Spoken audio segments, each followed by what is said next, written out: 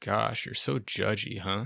But by the end of this video, you're going to feel like a massive weight is off you because you're not even going to be able to judge if you tried. You're just going to feel full of love. Ram Dass talks about going out into the woods and seeing all the trees and how some are bent, but understanding that maybe they just didn't get enough light, and so they turned out that way.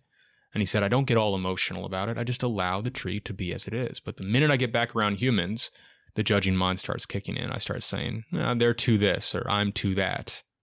We lose all that. So he says, I practice turning people into trees, which means appreciating them just the way they are. Steve Hardison has an excellent mantra you can borrow anytime you catch yourself judging someone.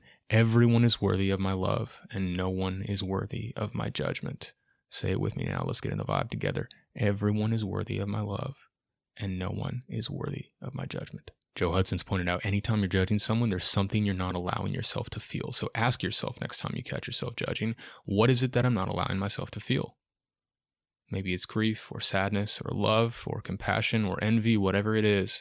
Notice it, feel it, notice how easily the judgment falls away. And if you're open-minded, you can probably appreciate that anything you're judging about someone else is probably a projection of something within yourself that you're not fully owning or loving. So find the equivalent part of yourself anytime you catch yourself judging, love it as it is, and notice how easy it is to then love it in the other person. And finally, we kind of buried the lead here, but judging is a way to make yourself feel superior. It's a part of you literally trying to help you not feel inferior.